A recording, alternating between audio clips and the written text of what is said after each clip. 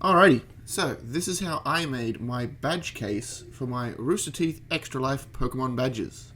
Now, using the design that I had, there probably is a better way to do it, but this is the way that I did it. So, let's jump right in. I used the cardboard from the back of a notepad to make the panels for my box.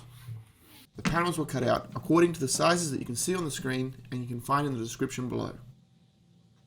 Once I had them all cut out, I quickly checked to make sure that the box would be the size that I wanted. Next, I printed off all of my graphics onto A3 paper. I needed to do this so that the pieces would be large enough.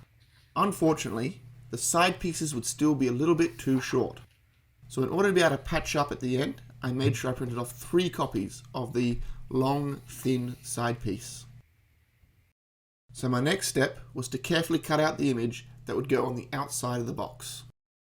Once I had this cut out, I double checked to make sure that the panels I cut out earlier would line up where I wanted on the images. Then I turned over the image sheet and ruled up a guide for where my main pieces would go, so that my images would be centralized when I glued them down. Next, I applied glue from a glue stick to the cardboard. I used this weak glue so that I'd be able to reposition the cardboard if I needed to. I checked to make sure that the box would be able to fold up correctly, and once I was happy with the position, I prepared to glue down the paper permanently. To do this, I used PVA glue. I applied a thin layer along the edge of the cardboard, and then cut into the overhangs so that they'd be able to fold as separate pieces. It might have been better to do this beforehand, but going step by step worked for me. The key thing here is to go slowly and apply only a thin amount of glue. Applying too much will ruin the final effect. It's also probably a better idea to get a brush rather than using your finger, but I didn't have one unfortunately. Once all the edges were glued down, I left this piece to one side to dry. Next, I got the image for the interior piece and carefully cut this out. I lined it up to check to see if it was the correct size, and I found that I needed to trim it down slightly so that it wasn't overhanging the edge of my cardboard. Once I was happy with the size, I again used glue stick on the cardboard so that I could reposition the paper if I needed to. I started on the top section and carefully glued it down. When it came to the hinge area, the goal was to fold the paper down into the gap between the 2 pieces of cardboard. The idea was to make sure there was extra paper here to allow the lid to open. Unfortunately, when I was doing this, I couldn't get it to work and the paper ended up ripping quite a bit. I ended up cutting out the interior images and gluing them individually to each piece of cardboard. This had the undesired effect of being able to see through to the white when opening the lid. However, I did find a way to make this look somewhat better later on. Once I was happy with the position of each of my 3 images, I again used PVA glue around the edges to glue them to the cardboard, and this was again left to dry. While this section was drying, I began to work on the walls of the box. I cut out each of the 3 copies of the images for the walls of the box. The extra 2 copies will be used on the inside of the wall and to make up the final bit of distance on the edges. If I had more time, I would have glued the walls of the box together first so that they would be easier to work with. However, I was rushing things a little bit and I decided to use some sticky tape to try and hold the pieces in shape. I measured on the back of my image so that I'd be able to centralize the cardboard when I glued it down, and then I applied PVA glue to the cardboard and gently pressed it into place. After this, I applied the PVA glue to the 2 edge sides and carefully folded the paper around so that it would hold its 90-degree shape.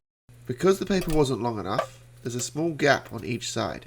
In order to cover this, I used the ends of one of the spare images that I printed off earlier. I just cut off a small length and lined up the black line on both sides. After this, I repeated the process of trimming the overhang and folding it over onto the back, again gluing with PVA. The inside wall of the box isn't really going to be seen at any point. However, I wanted to make sure that it wasn't just going to be bare cardboard. So I trimmed down one of the spare side images so that it was nice and thin and would cover that gap. I then also used PVA to glue it into position. I was careful to try and press the paper in against the corners as much as possible. and made sure not to pull them out as I was trying to glue the two side pieces. Once all these pieces had dried, I was ready to assemble the final box. I placed a thin layer of PVA glue along the bottom of my wall and along the two side pieces that would connect to the back of the box. I then placed the walls into position and folded the box into place, pressing gently. Once I was happy that everything was in position, I placed a small weight on the box to hold everything in place while the glue dried. Next, I began to work on the insert for the box. This is what would hold the actual badges. In order to make this, I used a piece of A3 cardboard, which I cut out using the following pattern, which you can find in the description. With the pattern cut out, I used scissors to score along the fold lines, and then folded the edges to make the platform.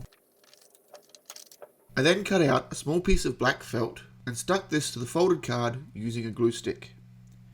It's important to make sure that when you're gluing the felt to the card, you keep the card bent. Otherwise, when the edges of the card are folded, the felt will be pulled too tightly. When gluing the felt to the edges, I went one edge at a time, trimming the excess in between.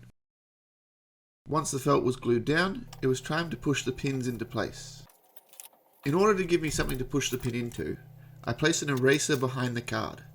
This not only made it easier to push the pins in, but it also protected my fingers from being stabbed. Once all the pins are in, the insert was placed inside the box, and the badge case was finished. The only issue I had was where the paper ripped on the hinge. In order to fix that up and hide my mistake, I used some red electrical tape in order to cover the gap. In order to apply the tape, I opened the hinge as far as I wanted it to go. I cut a couple of small slits into the tape to allow it to go around the walls of the box, and carefully applied it along the length of the hinge. Although it's not perfect, I do feel that the electrical tape does a fair job of hiding the gap. Hopefully, your eyes won't be drawn there unless you're looking for it. And that's how I constructed my Pokemon badge case for my Rooster Teeth Extra Life pins. You'll find links to the images and templates that I used in the description below, as well as a link to donate to the Rooster Teeth Extra Life team. I hope you have a go at making your own.